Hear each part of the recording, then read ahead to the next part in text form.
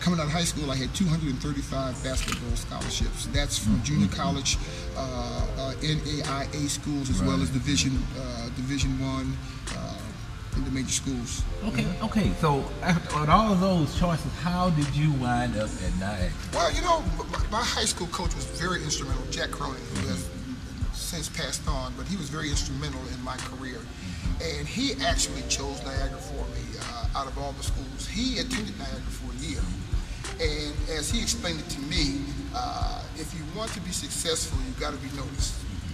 And to be noticed doesn't necessarily mean you go to one of the big schools. Right. UCLA, USC, Maryland, Loyola Chicago, University of Houston, and you know, the major schools. You want to go to a school that was Division I, that was small enough that you could be the man on campus and didn't have to wait your turn to play. Going to UCLA with all the talent they had out there, you had to wait a couple of years for your turn. So I went up to visit Niagara, and when I walked on that campus the first time, I knew that was the school for me.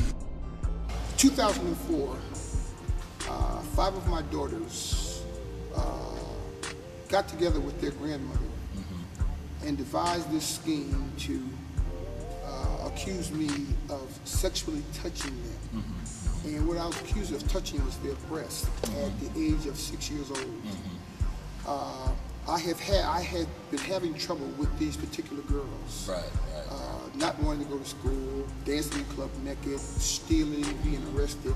They became, and the only way I can explain it is bad girls. And as a dad, I had to give them some tough love, and I threw them out of my home. And they threatened to get me. And I never had any inkling that it was going to be this magnitude. That it was going to be to the magnitude of not trying to, embarrassing me before the world. You're being successful now. Ever since you've just really been back into the flow here, you've worked with a lot of NBA players who are coming to you for your wisdom, your expertise. Can you give me some examples of who you worked with? Well, the biggest name right now is Josh Smith out of Atlanta Hawks, who is up and coming superstar in the game.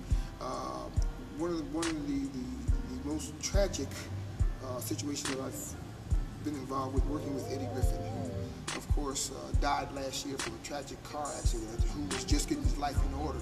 When he came to me about trying to get his basketball game back, he was getting ready to go out and try out with Denver, which, from understanding that he actually was offered a contract, but he was trying to get his game back to, you know, Othello Harrington, Kenny Smith, Kenny Thomas, or some of the others. I've gotten a lot of inquiries now from different franchises of working with their players. One right now, Tiki Vanderway out of Denver, has given me a call wanting to know about sending some of his players down to work with me offensively.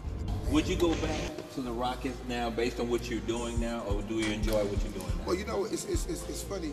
Financially, it would be the only reason why someone would want to be involved with TV with the Rockets. When I was with the Rockets, I was making $500,000 a year. All right. But it encompassed more than just, you know, the media, the TV. It was community relations. It was this, that, and the other. Total job. It was a total job. Right now, I'm as happy as I've ever been. I'm not gonna get rich doing my show. But you have peace of mind. But I have peace of mind and contentment.